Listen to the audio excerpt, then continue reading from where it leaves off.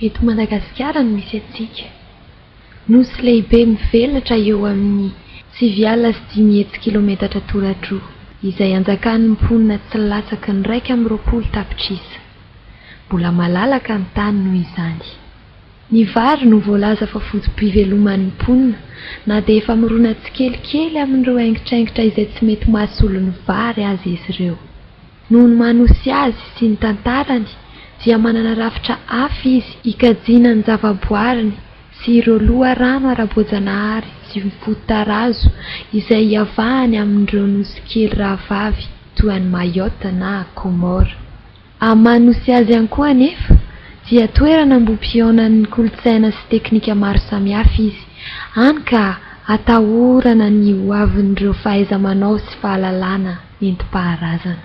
Mamboly fa tsy mpamboly ny 700 ny mponina, ary mbola andalam-pandrosoana ny malagasy. Manao izay vitany tokoa ireo tetikasa. Misy ireo ezaka maro anamboatra foto-drafitrasa. Voaro ny zon'ny tsirairay amin'ireo ezaka fanentana na hanetsehana ireo tompon'andraikitra voalohany, raha tsy ilaza fa tsy ny sehatry ny fizahantany mamofady na koa ny zon'ny vehivavy.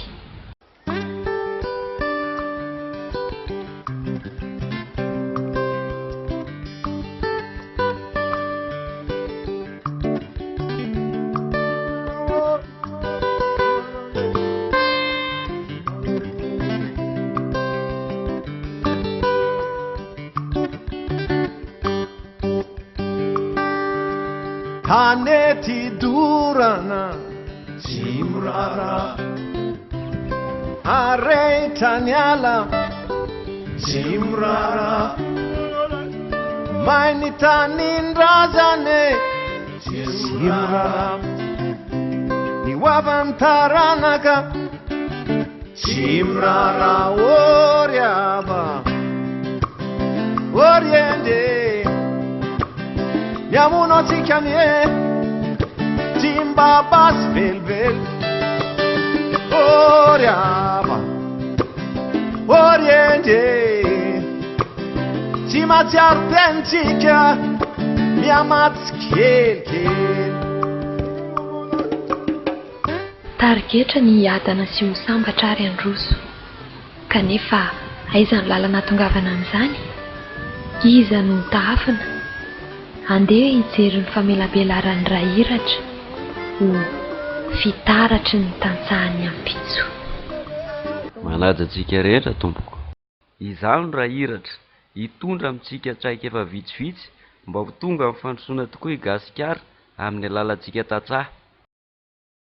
Izara telo ho famelabelarana ka ho hitantsika. Voalohany, ny hevitry ny fandrosoana sy ireo tsapa fa mpisehatra amin'izany. Faharoa, ny tontolon'ny tantsaha sy ny ezaka vitany. Ary farany, ny ezaka takiry ny fandrosoana. Ho jerentsika avy hatrany ny fandrosoana.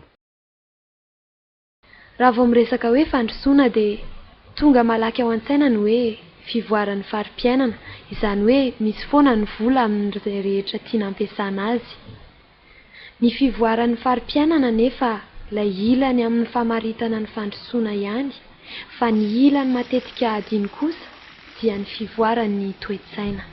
Marina tokoa fa tototry ny asa mandraharaha ny tantsaha, hany ka toa very ny zo hanonofy mba hatanteraka sy hihoatra amin'ny fiainana. Voafetra ny andavanandro ny fomba fijeriny, fa ny fandrosoana dia miatomboka amin'ny nofinofy, arahana asa sy tosika, fifanomezan-tanana sy fihoarana, ary toe-tsaina sy fomba fijery lavitra. Amin'ny ankapobeny dia mihodinkodina eo amin'ny tsy fananam-bola sy tsy fahaizana teknika ny olan'ny tantsaha. Izany dia mametraka ny mpanelanelana sy ny mpanamora toa an'ireo ONG samihafa ho mpisehatra ao anatin'ny fambolena. Na izany aza nefa marina tokoa fa avy aty ifotony aty amin'ny tantsaha ny tokony hamafisina sy tohanana, saingy ao anatin'ireny fanohitra amin'ny fahantrana ireny dia avy any ambony ny tokony hisy fahavononana hametraka politika mazava mialohan'ny fametrahana tetikasa. Ny olana mantsy matetika dia tsy fantatsika ny ilanantsika ao anatin'ny asa iray. Ity kisarisary ity anefa dia maneho fa isika rehetra ny tompon'andraikitra ao anatin'ilay lalaoan'ny mpisehitra eo amin'ny fambolena. Ao ny fanjakana izay mamaritra io politika mazava io, manome ny tany ary ihany koa manampy amin'ny alalan'ireo ministera maro samihafa. Ao ihany koa mifandray amin'ny fanjakana ny mpanelanelana sy ireo sampana mpamokatra ary ireo avaram-pianarana satria ilaina tokoa ny voka-pikarohana saingy ilaina ampiarany tantsaha sy tonga any amin'ny tantsaha anefa ireny vokatra ireny. Eo anelanelan'ny fanjakana sy ny tantsaha no misy ny mpanelanelana na ireo mpanamora ihany koa izay manome fampiofanana na fampianarana teknikamboly sy ireo fomba fitantanam-bola. Eto amin'ity sokajy ity ihany koa no ahitantsika ireo foibe fitantanam-bola sy famatsiam-bola. Raha tsikarintsika dia ny tantsaha no manana ny fahalalana sy ny fahaizana nentim-paharazana izay tokony ho ampitaina. Izy ihany koa no mandray ireo fiofanana maro samihafa ary tokony ho avy aminy ny etaeta sy ny filany ary ireo fikarohana izay tsy iandrasan'ny iza n'iza no hiainga ny vahaolana izay volavolaina ho tetikasa.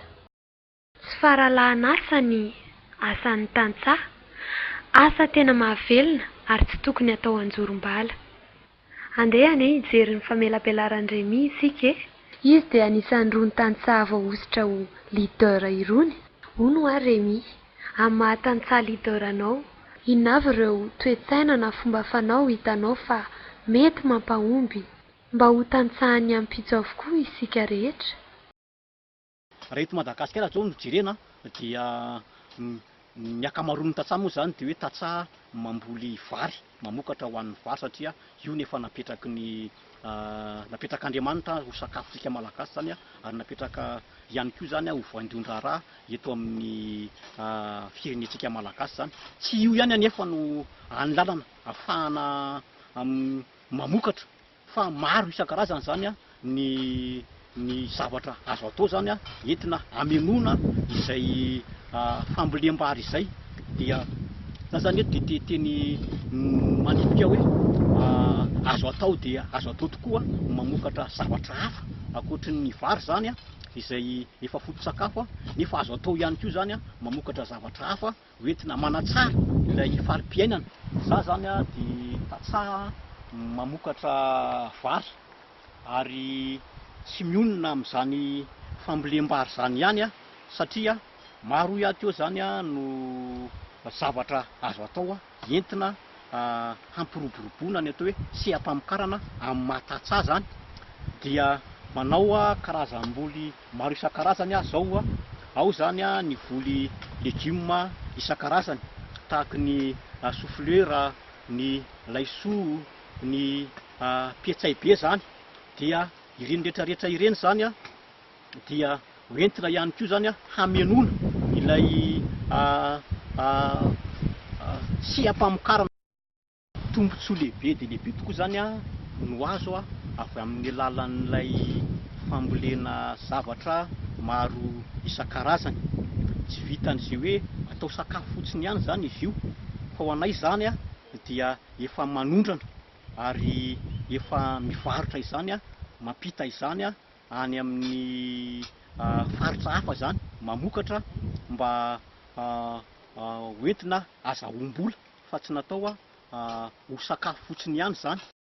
Teknika iray nentim-paharazana eo amin'ny fomba fiasana ny tany no entin'ny Remy indray amintsika izao. Ray lehibe zany mahatonga ny tantsaha tsy hiditra ao anatin'ny seha-pamokarana maro isan-karazany dia ilay fifikirana amin'ny nentim-paharazana izany ary ao ihany koa zany ilay fahaiza-manao zany izay tsy ananany. Arakaraky ny mahalalina azy, arakaraky ny mahalalina fiasana azy zany no idiran'ny rivotra any ambanimbany ihany kokoa zany ary arakaraky ny halaviran'ny rivotra ao ambany eo zany, arakaraky ny azahoan'ny rivotra tafidiran'ny rivotra ao ambany eo zany no manatsara ilay inona izy ilay tany zany. Fa raha tsy lasa lalina zany io tany io, raha tsy trandrahanao tsara zany io tany io dia tsy dia mahavokatra firy raha ho anahy manokana zao.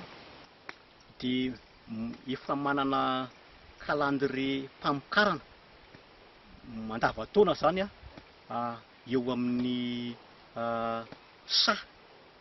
izay efa nanana izany. Ary eo mantsy matetika mandrakariva zany a tsy fantatry ny tatsaha akory a izay halebiazana na refon'ny tany izay hananany, ary tsy fantany akory mandrakariva ny tokony a hanatsarana ny fomba fambolena zany a raha tsy laza afa-tsy ny hoe fifandimbiasam-boly izany. Amin'ny tany anankiray matsy a de tokony a hoajaina mandrakariva ny fifandimbiasam-boly a eo amin'ny tany anankiray zany a, hoentina izay teknika anankiray zany zay a, hoentina hanatsarana sy kolokoloana ny fiary fitehirizana ny inona ty izy a ny kalitao an'ilay tany zany a mba hamokatra mandrakariva. Raha azoko tsara zany de ezaka raha hikojakojana ny nofo-tany ny fifandimbiasam-boly. Fa toy ny ahoana ny fampiasana zany calendrier-pamokarana zany Remy? Calendrier-pamokarana izany a de efa voalohany indrindra zany aloha zany de efa raisinao zany a ny halebean'ny tany a izay anananao, de efa sokajianao zany a ireo arakaraky ny halebeany a sy ny arakaraky ny toetretran'ilay tany izany. Dia ilay calendrier-pamokarana izany a dia manaja hoy zany a ilay zavatra takin'ny tany, satria io tany io zany a de mila ampifandimbiasana ny vokatra izay miaina sy mivelona eo amin'io tany io zany a, mbo hikajiana ny fahatsaran'ny kalitao a ny vokatra izay miakatra eo zany. Misy karazany telo zany a ny karazam-bokatra tokony hifandimby a eo amin'ny tany anankiray a ao anatin'ny taona izany. Dia voalohany indrindra zany a raha nampiakatra zao anao na namboly zao anao zany a vokatra mandravina, dia ao aorinan'ny vokatra mandravina zany a de tsy maintsy manao zany ianao zany a vokatra mambody, zany hoe vokatra ao anaty tany zany, toy ny beteravy, ny ovy, ny karaoty. De afaka indray zany zay a de manao indray zany ianao vokatra manome voany, toy ny voatabia, ny tsaramaso, ny inona koa ny poireau izay miainga avy aty ambony indray zany a ny vokatra azo. De rehefa zay zany no mifandimby a dia voahaja ilay fahatsaran'ny nofo-tany zany. De zay zany a no tokony raikitra horaisina atsoratra mihitsy a hoe tamin'izao a namboly a zavatra teto amin'ity tany anankiray ity zany a, de avadiko ho mambody indray izy atao aoriana, avadiko ho mandravina indray izy a, avadiko ho mamelana indray izy a, de ohatr'izay hatrany hatrany zany a fomba fanaovana an'ilay. Rehefa mandray fampiofanana de tsara raisina tsoratra zany a ny fiofanana zay azo. Miteny na manao hoe miteny mandalo fa misoratra no mitoetra. De izany soratra teknika zany a de raiketina atsoratra mba hoentina avadibadika isan'andro, avadibadika isam-bolana arakaraky ny vanim-potoana izay ilana izay zavatra izay. Raisina atsoratra avokoa zany a mba tsy ho adino ny inona ty izy a ny fiofanana rehetra izay noraisina izany.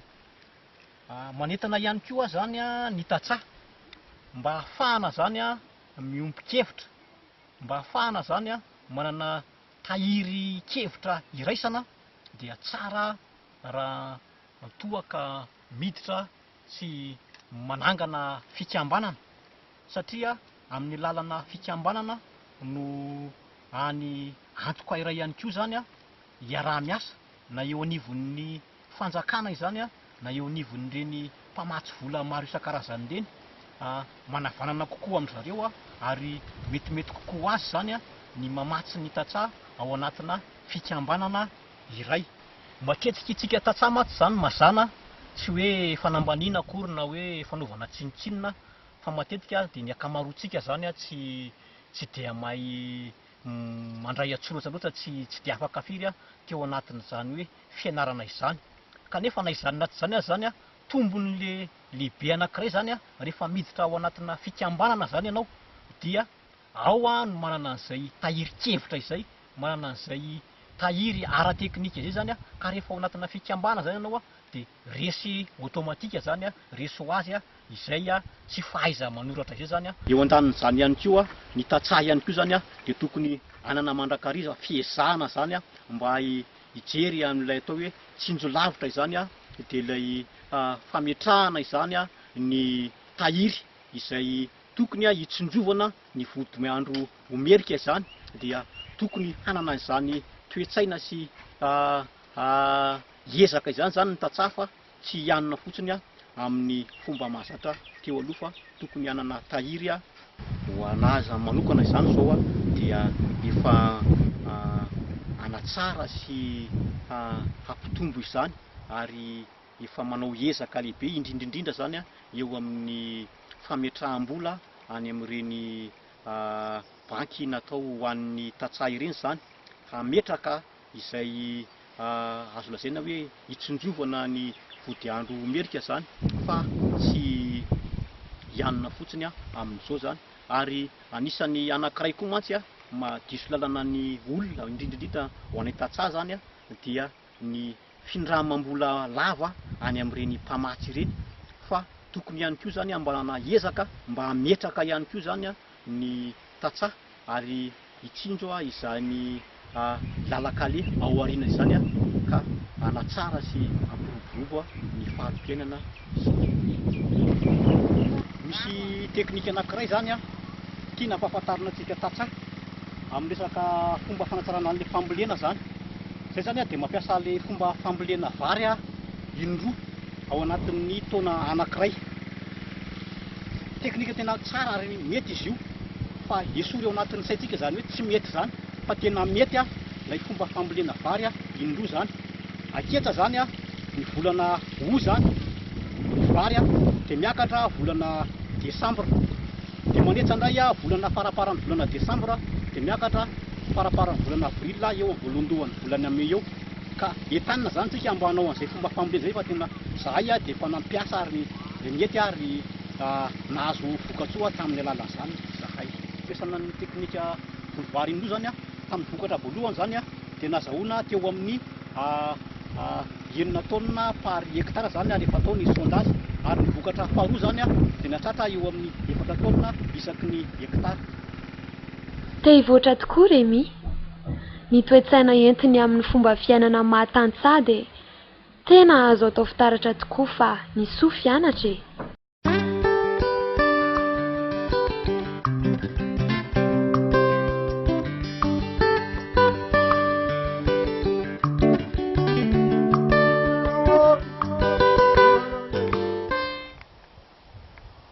Izahay tantsaha ety ambanivohitra dia vonona mandrakariva ny hanatsara sy ampitomba ny ambaindain'ny fomba famokarana, fomba fambolena izany.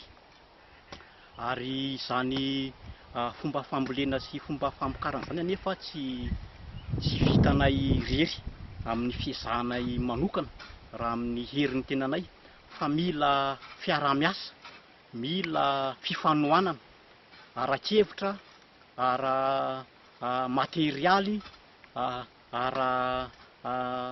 teknika rehetrarehetra zany a mila fanohanana, na dia eo aza lay efa fahaiza manao, na dia eo aza lay efa traikefa zay nananana. Tao anatin'ireo toe-tsaina nentin'i Remy hitondrana ny fomba fambolena sy hitondrana ny fiainana mahatantsaha de singantsika ireto loha-hevitra anankifito ireto. Voalohany de ny tahirin-kevitra. Ny tahirin-kevitra sy mandrakitra an-tsoratra hoy izy ireo zavatra rehetra izay voalaza tamin'ny fiofanana de ilaitsika tantsaha tokoa.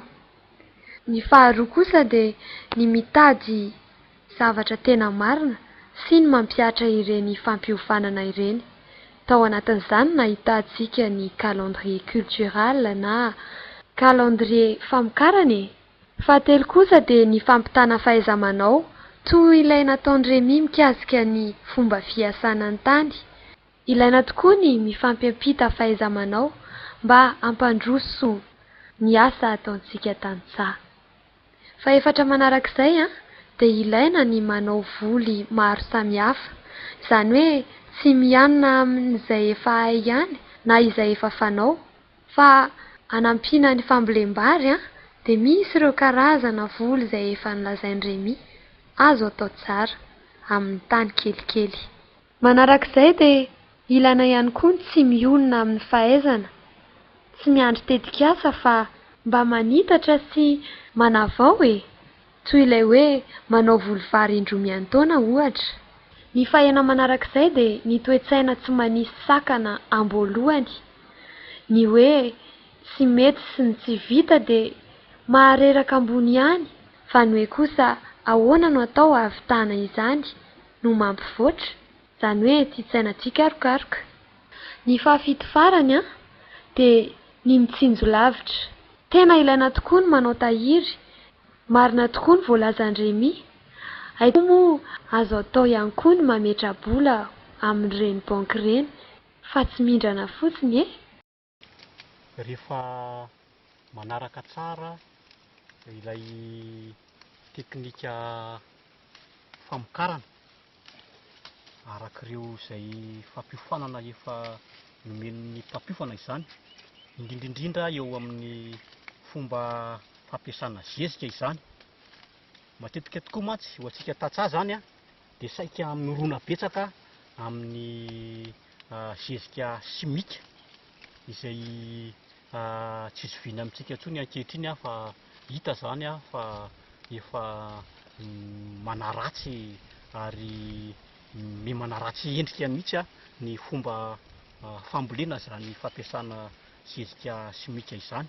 Tokony zany tsika hiezaka mandrakariva hampiasa ny zezika organika sy ny zezika biolojika, fa tokony efa hijery sahady tsika tantsaha manomboka izao fa tokony efa ialana tsikelikely ny fampiasana izany zezika simika izany, satria raha zao no mitohy, raha zao no zavatra mitranga zany dia hitantsika fa dia ho simba ary ho ratsy tanteraka ny tontolo iainana eto amin'ity nosin-drazantsika ity. Misy fitenenana malagasy anankiray manao hoe ny mora tsy mbo tsara ary ny tsara tsy mbo mora.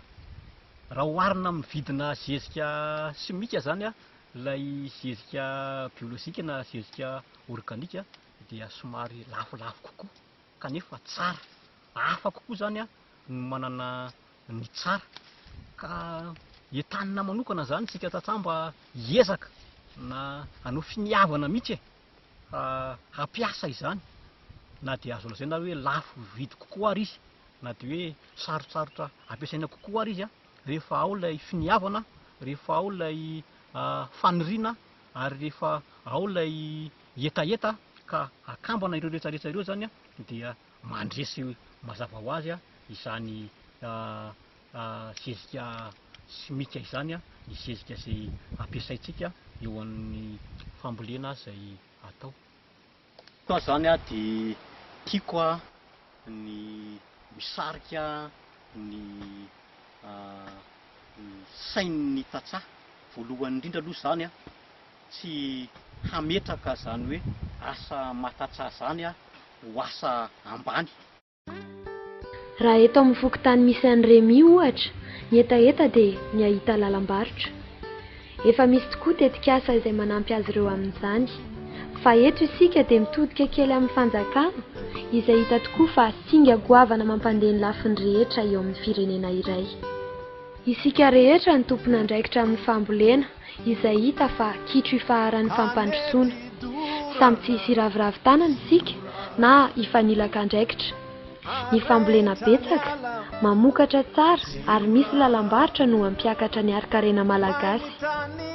Tadidio fa ny fambolena dia tsy rarahan'ny tantsaha fa rarahan'ireo malagasy rehetra te hivoatra ny fari-piainany.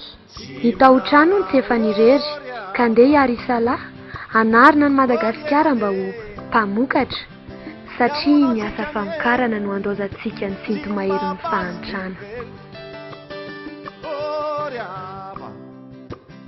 Oriente miamatsiaro piantsika miamatsy kelikely isaorany sika nanaraka anay sy Remy dia faly ihany koa avy manao velomantsika rehetra mandra-pamokatra daholo.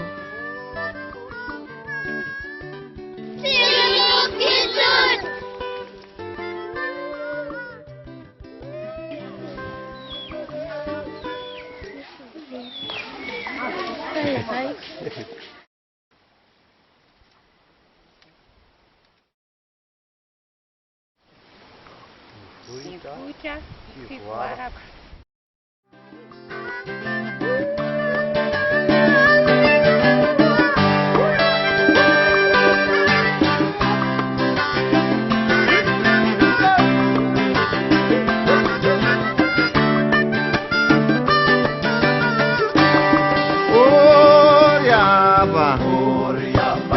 Oriente Suyan famula misanareu Rara